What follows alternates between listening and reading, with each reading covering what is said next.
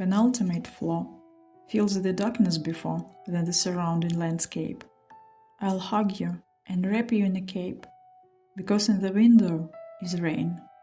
Is deliberate crying for you and for me. It's time for us to live. Cuts through glass silver thread, forever expired, our time is long gone. Let's change the regimen. We are destined to live further on others people's bouquets. Joseph Brodsky. Brodsky.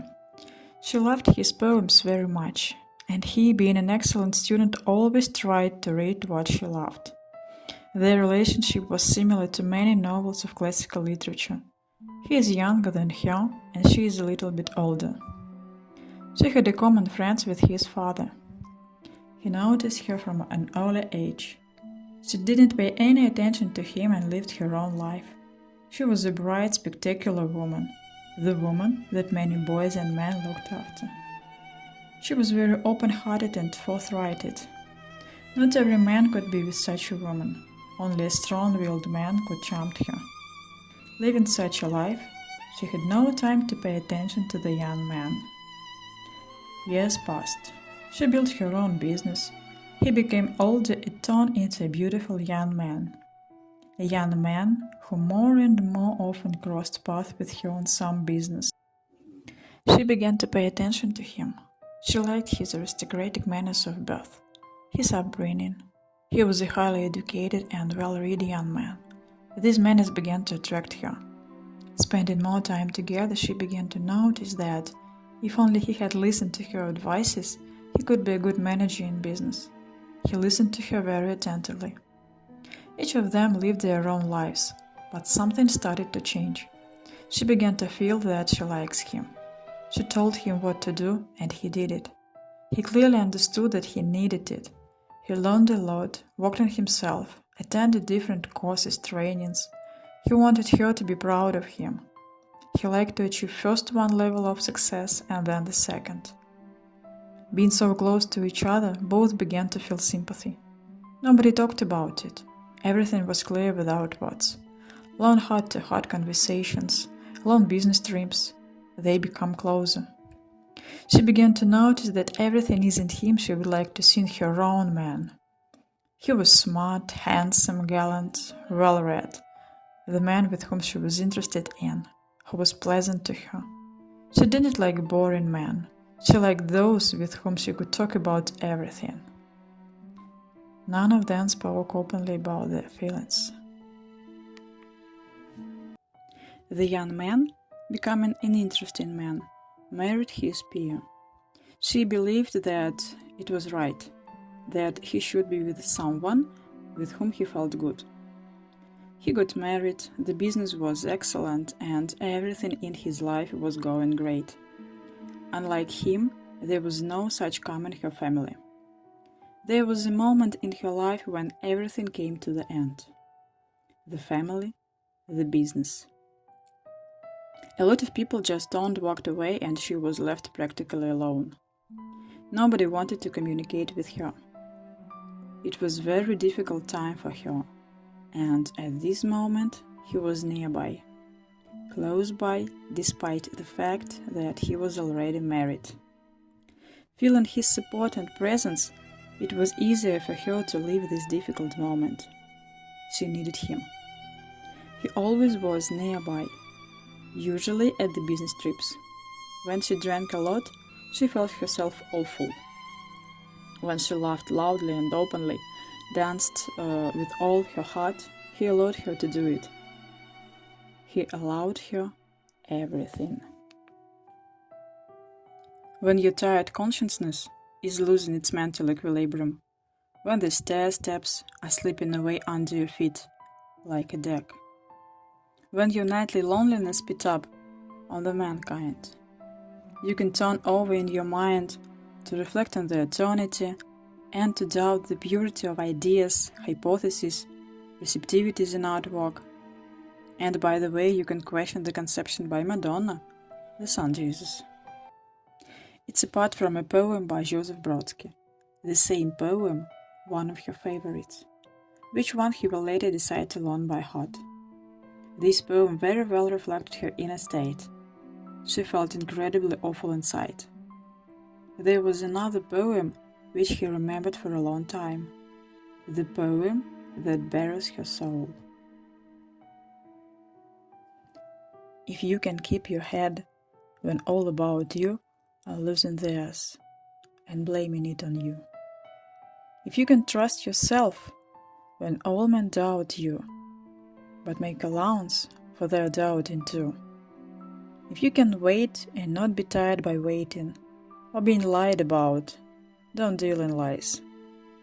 Or being hated, don't give way to hating. And yet, don't look too good, nor talk too wise.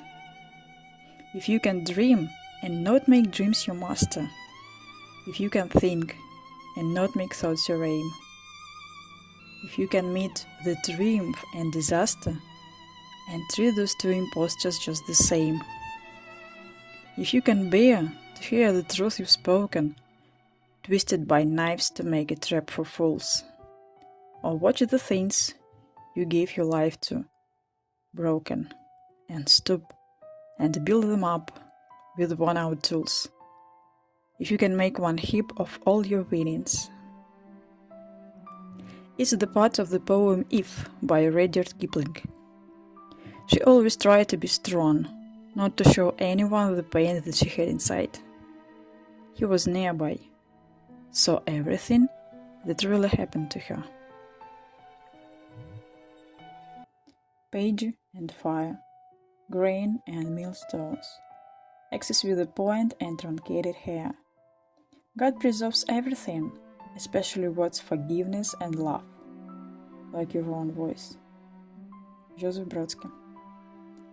Having gone together on a business trip to St. Petersburg, one of the days coincided with his birthday. She was so happy that she could give him a gift, spend an evening with him in a beautiful restaurant. She was so inspired. "I will wait for you in the evening at the restaurant." "Okay, I will come." I will come, but didn't come and didn't call. At that time his wife called him and they were talking on the phone for a long time, and she was waiting for him in the restaurant, alone. When she realized that he wouldn't come, she went outside, wandering in her thoughts. She was confused. She went to an expensive hotel on Nevsky, ordered herself one of the most expensive rooms and the most expensive dish. At that evening, she allowed herself not to deny anything. What will happen after? She didn't want to think about it. The next day, he went home without her. She was left alone again. After some time, he certainly regretted what happened. He was worried that he couldn't come. Words of forgiveness, words of love were spoken, but after a while. In the moment here and now, he wasn't there. Together they loved to sit on the hillside. They could see church, gardens, prison from here.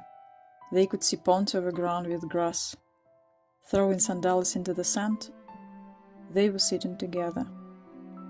Joseph Brodsky. Time passed. Life went on as usual, but everyone's feelings for each other only intensified. She loved him with all her soul. He became someone special to her, very dear to her soul. She imprinted her love for him on her body. She made a tattoo with his name initial. He was always with her, in her soul, heart, and even on her body. He also felt that she was a special woman in his life. He talked about his feelings for her only one-on-one, when they were on business trips. While spending time together, they read a lot. She asked him to read aloud to her. Both liked it. Being in Georgia, working in beautiful places, they talked and realized why they had met. Both understood why fate brought them together and both clearly understood that they wouldn't be together in this life. They promised each other that in the next life they would definitely meet and would definitely be together. They wanted it so much. While walking, they dreamed and imagined how in old age they would walk along the sea holding hands. Dreams, plans. Are they destined to come true? Nobody knows. Only two things justify human existence on Earth: love and creativity. Joseph Brodsky. She was very special to him, and her opinion was important to him. I want to get a tattoo. What would you like to see on my body? I see that there must be tattoos on both of your shoulders. They will protect you like guardian angels. He made exactly these tattoos she told him about. The tattoos he made, which were of great importance, suited him very well with his figure. She admired his athletic figure and dreamed to see how he swims. She loved his heads madly. She always wanted to hold his hand. Being next to him, she wanted to create a lot. Her love for him inspired her. I loved you more than angels and himself, and therefore further now from you than from both of them. Joseph Brodsky. China, a country with multi-million cities.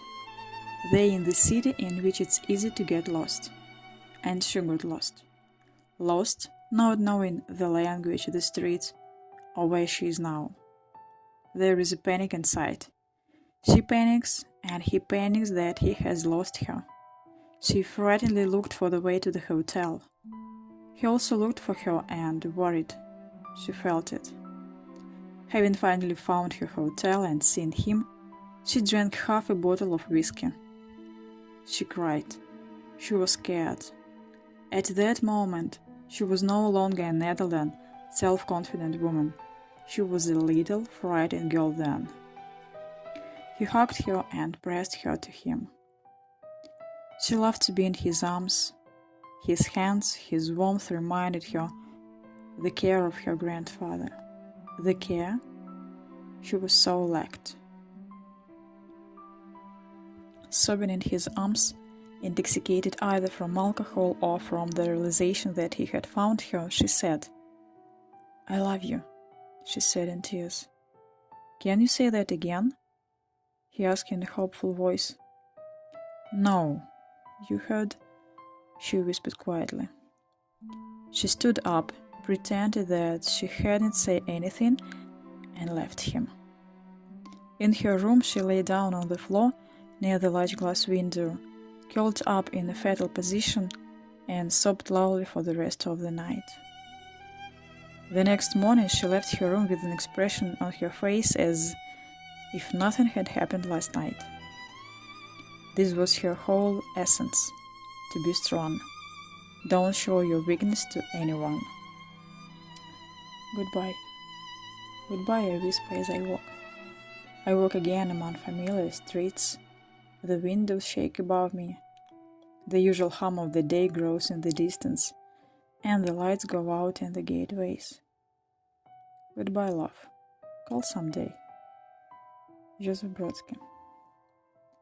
Days, months, years flew by. A lot changed in both of their lives. All that remained were the feelings they had for each other and their memories of the days they spent together. Both were getting older.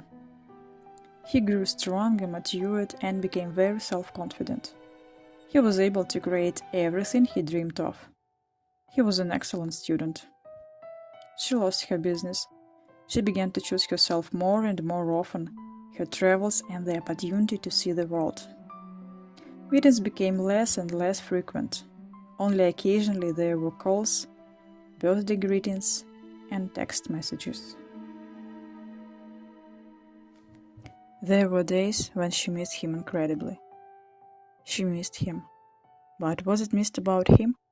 She didn't understand. They broke up a long ago time. She missed about their love, sincere feelings. She walked at night and while walking, remembered she was just thinking about him, everything was trembling in her chest. She loved and missed her love. That love that carefully kept she in her soul. She didn't talk too much about their love. For others, it was a secret. Sometimes she missed her love. And when she was so happy. It's time to thanks for everything that cannot be given someday. Some of you and smile as if for the first time at your door. Lost love. But it's impossible to smile again. Joseph Brodsky. At the end of this part in her life with him, only sincere gratitude remained in her soul. As a sign of her love and gratitude, she decided to write him a letter. My dear, you know, I am incredibly grateful to you for all the years that we spent together. I sincerely and with all my soul loved you and my love for you. Thank you for always allowing me to be myself, for being nearby when I needed it most. You revealed so many beautiful things in me, how many feelings I experienced. Now, I want to sincerely thank you for all this and say thank you for being and still being in my life. It was my beautiful love for you that taught me a lot. I will carry my gratitude to you with me for the rest of my life.